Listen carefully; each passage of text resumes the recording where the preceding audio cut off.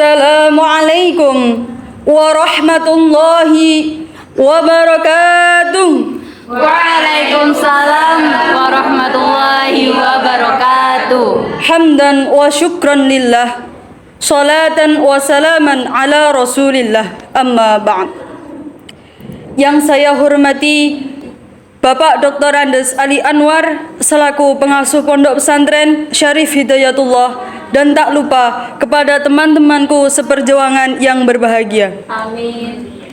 Pertama-tama, marilah kita panjatkan puja dan puji syukur kehadirat Ilahi Rabbi yang telah memberikan kita nikmat, rahmat, taufik serta hidayahnya kepada kita semua sehingga kita dapat bermuajahah di tempat ini dalam keadaan sehat walafiat. Amin. Biqaulina alhamdulillahi rabbil alamin. Kedua kalinya, salawat serta salam semoga terlimpahkan pada junjungan kita Nabi Agung Muhammad sallallahu alaihi wasallam yang telah membawa kita dari zaman kegelapan menuju zaman yang terang benderang, yakni ad-dinul Islam. Biqaulina Allahumma salli ala sayyidina Muhammad ya Rabbi salli alaihi wasallim. Hadirin wal hadirat rahimakumullah. Pada kesempatan kali ini, izinkanlah saya mengulas sedikit tentang sifat marah dan pemaaf. Sebelumnya, saya ingin bertanya kepada hadirin semua, pernahkah kalian merasakan sifat marah? Pernah. Pastinya pernah kan? Marah atau ghadab merupakan salah satu penyakit hati yang digerakkan oleh nafsu. Akan tetapi, para ahli ilmu mengatakan bahwa ada marah yang terpuji dan ada juga marah yang terlarang. Marah yang terpuji terdiri dari dua perkara, yaitu marah dalam mempertahankan diri dari fitnah dan hinaan orang lain. Yang kedua, marah dalam mempertahankan agama dari serangan musuh. Sedangkan marah yang tercela, yaitu marah yang menyebabkan kita mengucapkan kata-kata kotor pada seseorang, menyebabkan sifat sombong, hasud, dengki, atau karena berebut pengaruh dan juga kedudukan. Hadirin wal hadirat rahimakumullah. Lantas, bagaimana cara kita untuk meredam amarah kita? Rasulullah Shallallahu Alaihi Wasallam memberikan tips kepada kita untuk meredam sifat amarah. Dijelaskan dalam sebuah hadis yang berbunyi, Innal ghadaba minasyaitani wa inna syaitana khuliqa minan nari wa innama tudfa'un naru bil ma'i fa idza ghadiba ahadukum falyatawadda. Yang artinya, sesungguhnya amarah itu dari setan dan setan diciptakan dari api. Api akan padam dengan air. Apabila salah satu seorang di antara kalian marah, hendaklah berwudu. Hadis riwayat Ahmad. Tips yang kedua, apabila kalian marah dengan keadaan berdiri, maka hendaklah kalian duduk. Tips yang ketiga, apabila kalian marah, maka lebih baik diam dan introspeksi diri. Kemudian saling memaafkan. Memaafkan itu bukan hanya pekerjaan lisan, iya aku maafin, tapi juga pekerjaan hati. Sebesar apapun kesalahan orang lain, kalau kalian memaafkan dengan hati, pasti mudah. Sama seperti orang tua yang sayang sekali sama anaknya. Sebanyak apapun kesalahan anaknya, pasti orang tua akan memaafkannya, karena hatinya terbuka untuk anaknya. Begitupun, kalian harus terbuka hatinya untuk memaafkan orang lain. Dan ingat, setiap manusia tidak ada yang sempurna. Dan kalian juga pernah melakukan kesalahan dan ingin dimaafkan kan? Ya. Jadi, selagi kamu ingin dimaafkan, belajarlah untuk memaafkan orang lain. Ingat, memaafkan itu bukan untuk dilupakan, tapi untuk direlakan. Dijelaskan dalam Al-Quran surat Ali Imran ayat 134 yang berbunyi, A'udzu billahi minasyaitonir rajim. Bismillahirrahmanirrahim. Alladzina yunfiquna fis syarra'i wad-dharra'i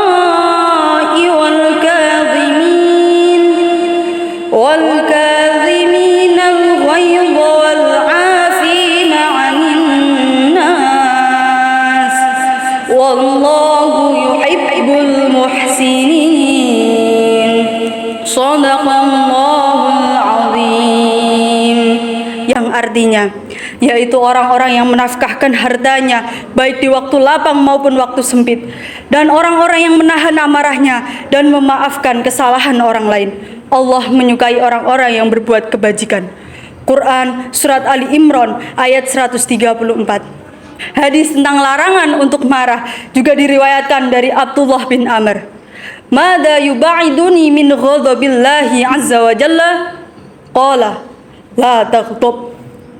Dia, yakni Abdullah bin Amr, berkata kepada Nabi Muhammad sallallahu alaihi wasallam, apa sesuatu yang bisa menjauhkanku dari murka Allah Subhanahu wa taala? Lalu Nabi Muhammad sallallahu alaihi wasallam bersabda, janganlah engkau marah. Hadis riwayat Ahmad. Tentunya bukan hal yang mudah untuk mengendalikan amarah, karena kita lebih cenderung untuk ingin meluapkan semua kekesalan yang ada di hati kita dengan amarah. Maka dari itu sangat wajar jika mereka yang berjiwa kuat adalah mereka yang mampu mengendalikan diri ketika marah. Mereka mampu meredam kobaran emosi yang menguasainya sehingga tidak hilang kendali. Nampaknya perlu proses dan waktu untuk dapat mengendalikan amarah, sehingga perbaikan diri setiap waktu adalah hal yang sangat diperlukan. Saudaraku, demikianlah yang dapat saya sampaikan. Sungguh, yang menyampaikan tidak lebih baik dari yang mendengarkan. Akhir kata, semoga bermanfaat. Akhirul kalam, ihdinas siratal mustaqim. Thumma assalamu alaikum warahmatullahi wabarakatuh. Waalaikumsalam warahmatullahi wabarakatuh.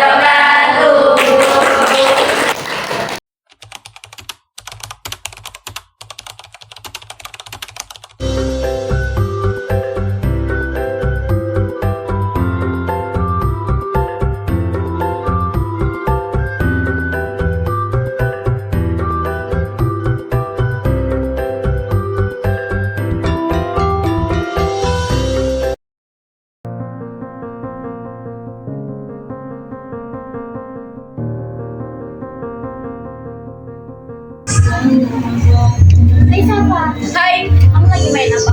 Aku lagi main TikTok nih. Video apa itu? Mukbang. Aku mau ikut dong. Iya, ayo. Bukannya ini antrianmu ya? Oh iya, sih antrianku ya. Iya. Cepet-cepet ke sana. Oh iya, aku mau mandi.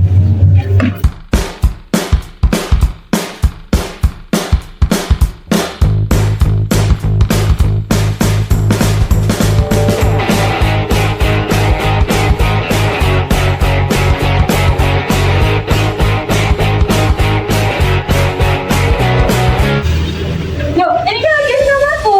Loh, tapi sebelumnya kosong. Enggak, tadi udah ada yang mandi, anak kamarku. Iya, tapi ini kosong, aku yang mau masuk. Bisa, aku mau masuk ini. Aku buru-buru, aku yang mau masuk. Ada apa ini mbak-mbak kok ribut-ribut? Ini loh, gak mau antri. Ya tapi ini tadi kan mandinya kosong. Ya aku yang mau masuk. Gini, Kan kamar mandi banyak ya di bawah. Nggak hanya satu ini. Ini nggak bisa, enak aja mandi ini. Mbak, udah dipakai Nggak bisa, nggak bisa. Ini aku mau yang ini. Mbak. Gini. Yang mau kuliah. Ya, Aku habis ini. Nggak bisa. Nggak bisa mbak, mau matku. Nggak bisa. Ini aku Astagfirullah, ada apa ini? Ini loh mbak, mereka berdua bertengkar hanya karena rebutan kamar mandi. Yaudah, gini. Kalian duduk sini. Duduk dulu. Kalau Rasulullah itu pernah bersabda bahwasanya jika kalian punya amarah atau lagi marah, itu posisikan untuk duduk. Karena apa? Itu bisa meredakan amarahnya. Dan sekarang gini, kalian daripada rebutan kamar mandi, sekarang mending sweet. Nanti siapa yang menang mandi duluan. Jadi yang kalah harus menerima dengan 8 juta. Gimana? Ya, siapa? Nah, siapa yang menang? Ya, berarti kamu mandi duluan ya. Ya.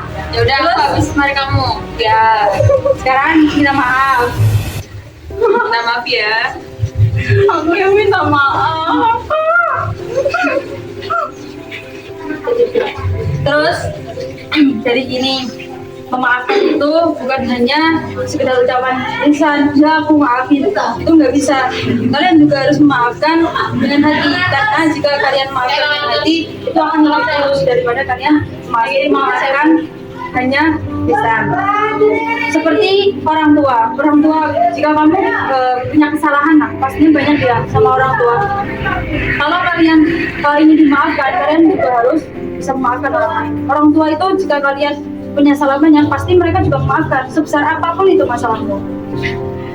Kalau Rasulullah pernah bersabda tentang sifat amarah ya, itu dari Rasulullah SAW bersabda, la taghdab, janganlah engkau marah. Itu hadis Rasulullah.